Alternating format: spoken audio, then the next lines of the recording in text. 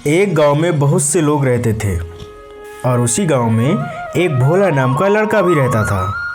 भोला सिर्फ नाम का ही भोला नहीं, स्वभाव से भी भोला था। बस भोला के अंदर एक ही अवगुण थे, वह खाना बहुत खाता था। वह एक नंबर का पेटू था। वह जहाँ भी जाता वह इतना खाना खाता कि लोग उससे परेशान हो जाते।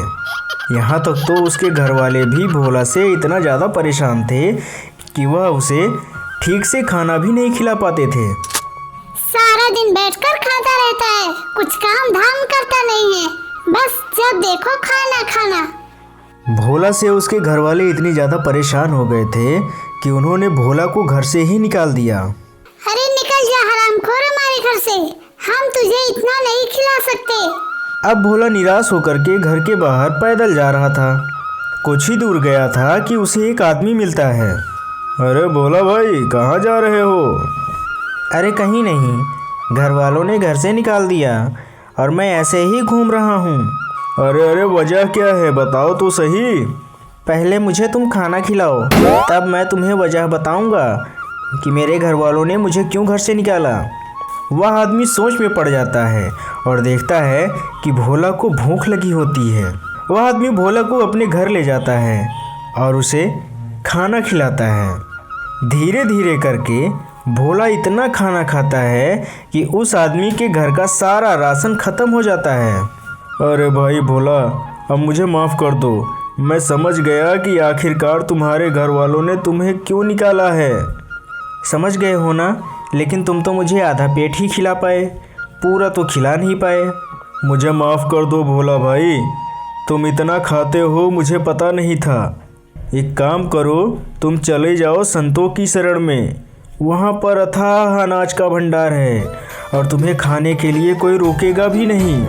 यह सुनकर भोला खुश हो जाता है और वह संतों की शरण में चला जाता है। अरे गुरुजी, मुझे अपना चेला बना लीजिए, मैं आपके साथ रहना चाहता हूँ, आपका चेला बनकर। हाँ ठीक है, लेकिन तुम कौन हो बेटा, तुम्हारा नाम क्या है? गुरुजी, मेरा नाम भोला है और मैं यहाँ से कुछ दूर दक्षिण दिशा में एक छोटा सा गांव है, मैं वहीं पर ही रहता था। मेरे घर वालों ने मुझे घर से निकाल दिया, अब मैं कहाँ जाऊँ? मुझे कोई शरण देने वाला नहीं है। अरे जिसके पास कुछ भी नहीं होता उसे शरण देने के लिए प्रभु हैं। तुम बहुत सही जगह पर आए हो बेटा, तुम यहीं पर ही रह सकते हो। गुरुजी, मैं आपके साथ रहूँगा, मगर एक शर्त है, मैं जितना खाना खाऊँगा आप मुझे कभी रोकेंगे नहीं। अरे कोई बात नहीं बेटा, प्रभु की कृपा से यहाँ पर इतना अनाज है कि तुम्हें कोई भी कुछ नहीं बोलेगा, जितनी मर्जी उतना खाओ। यह सुनकर भोला खुश हो जाता है और वह गुरुजी की शरण में वहीं पर उनकी सेवा में ही लग जाता है। धीरे धीरे समय बीतता गया और भोला बहुत खुश था। और एक दिन एकादशी का दिन आता है। तब गुरुजी ने कहा, अरे आज तो एकादशी है और यहाँ इस कुटिया में कोई भी खाना नहीं बनेगा, लेकिन भोला भूखा ही रह जाएगा, मुझे उसको बताना चाहिए। गुरुजी भोला को अपनी कुटिया में बुलाते हैं। बेटा, आज एकादशी है और यहाँ पर कुछ भी नहीं बनेगा, इसलिए आज के दिन सभी लोग उपवास रखेंगे। अरे नहीं गुरुजी, मैं उपवास कैसे रख सकता हूँ? अगर मैंने एक भी दिन नहीं खाया तो मैं मर जाऊँगा। आपको तो पता ही है मुझे कितनी भूख लगती है।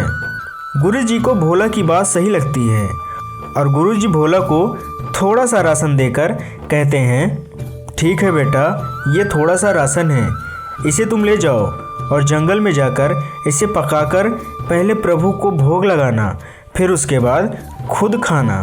भोला ऐसा ही करता है, वह राशन लेता है और जंगल की तरफ चला जाता है और उसके बाद प्रभु को भोग लगाता है और उन्हें खाना खाने के लिए बुलाने लगता है। प्रभु आप आएँ और पहले प्रसाद खाएँ, अन्यथा मैं भी नहीं खाऊंगा। भोला ऐसा ही लगातार काफ़ी देर तक कहता है और फिर, देखिए प्रभु, आप जब तक नहीं आएंगे तब तक मैं भी नहीं खाऊंगा, ये मेरी जिद है। मेरे गुरुजी ने कहा है कि पहले मैं आपको खिलाऊंगा, फिर उसके बाद मैं खुद खाऊंगा। भोला की यह बात प्रभु सुन रहे थे और उन्होंने माता सीता से कहा, देवी, ये भोला वाकई में बहुत ही भोला है और ये अपनी जिद पर अड़ा हुआ है। अगर हमने इसकी जिद पूरी न की तो यह भी भूखा ही रह जाएगा। चलो चलकर प्रसाद ले ही लेते हैं। प्रभु श्री राम माता सीता के साथ भोला के सामने प्रकट होते हैं और भोला प्रभु को देखकर खुश हो जाता है, लेकिन थोड़ी ही देर में वह निराश भी हो जाता है और कहता है, प्रभु मैंने तो सिर्फ आपको ही बुलाया था और आपने माँ को भी साथ मिला लिए हैं। चलिए ठीक है, अब आप आ ही गए हैं तो प्रसाद पा लीजिए। ऐसा कहकर भोला प्रभु और माता को प्रसाद खिलाता है और फिर खुद भी थोड़ा सा खाता है और वापस आकर अपने गुरुजी से कहता है, गुरुजी आपने मुझे सिर्फ एक ही लोगों का राशन दिया था, लेकिन वहाँ पर 3 लोग आ गए। अगली बार से आप मुझे 3 लोगों का ही राशन दीजिएगा, अन्यथा मैं फिर से भूखा ही रह जाऊँगा। धीरे धीरे समय बीतता है और अगली एकादशी का समय आ जाता है और गुरुजी से कहकर भोला 3 लोगों का राशन लेकर जंगल की तरफ चला जाता है और प्रसाद बनाकर प्रभु को बुलाता है। इस बार प्रभु माता सीता और भाई लक्ष्मण के साथ आ जाते हैं, जिन्हें देखकर भोला दुखी हो जाता है और कहता है, प्रभु ये आपने क्या किया? मैंने तो सिर्फ आप दोनों को ही बुलाया था और आप इस बार फिर से एक और लोगों को लेकर आ गए। अब बताइए, इस बार भी मैं भूखा ही रह जाऊंगा ना? चलिए ठीक है, अब आ ही गए हैं तो प्रसाद पा लीजिए। ऐसा कहकर भोला सभी को भोजन कराता है और खुद के लिए थोड़ा सा बचाता है और कहता है, प्रभु आप अगली बार जब भी आएँ तो मुझे पहले से ही बता दीजिएगा कि आप कितने लोग आ रहे हैं। प्रभु ने कहा, भोला बस जितने ही हैं हम इतने ही आएंगे। ऐसा कहकर प्रभु वहाँ से चले जाते हैं और भोला भी गुरुजी की कुटिया में वापस आ जाता है और गुरुजी से सारी बातें बताता है।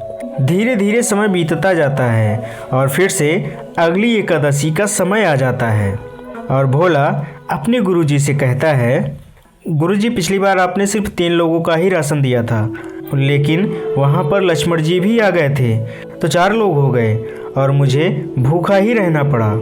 इस बार आप 4 लोगों का राशन दीजिए। गुरुजी को थोड़ा सा शक होता है कि हो न हो भोला कहीं राशन बेच तो नहीं रहा। वह इस बार भोला को 4 लोगों का राशन देकर वहाँ से जाने के लिए कहता है और खुद गुरुजी भोला के पीछे पीछे जाते हैं। थोड़ी देर के बाद भोला जंगल में पहुँचता है और प्रभु को आवाज़ देता है।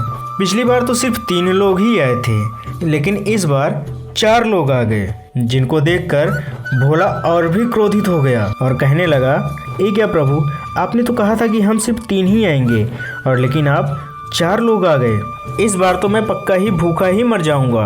अब मैं बिल्कुल भी नहीं बनाने वाला हूँ खाना। अब आप एक काम कीजिए, आप स्वयं ही बनाइए और खाकर यहाँ से चले जाइए। भोला का स्वभाव देखकर प्रभु हंसने लगते हैं और माता सीता से कहते हैं, हे देवी, आज हमें स्वयं ही भोजन पकाकर खाना होगा, अन्यथा ये भक्त और भी नाराज हो जाएगा। दूर खड़ा होकर भोला के गुरुजी एक पेड़ के पीछे यह सब देख रहे थे और उन्हें कुछ भी समझ में नहीं आ रहा था कि आखिर भोला कर क्या रहा है। वह भोला के पास जाते हैं और कहते हैं, अरे भोला, आखिरकार राशन कहाँ गया? क्या किया तुमने राशन का? गुरुजी देखिए ना, इस बार 3 लोगों की बजाय 4 लोग आए हैं। पिछली बार तो सिर्फ प्रभु, माता सीता और भैया लक्ष्मण ही आए थे, लेकिन इस बार हनुमान जी भी आ गए हैं साथ में। इस बार भी प्रभु ने मेरी एकादशी करा दी। अब बताइए मैं क्या करूं? मैंने आपसे कहा था ना कि मुझे राशन थोड़ा सा बढ़ा कर दीजिएगा। भोला की ऐसी बातें सुनकर गुरुजी को विश्वास ही नहीं हो रहा था और उन्होंने भोला से कहा, भोला तुम झूठ बोल रहे हो, यहाँ पर कोई नहीं है और तुम कहते हो कि यहाँ पर प्रभु हैं।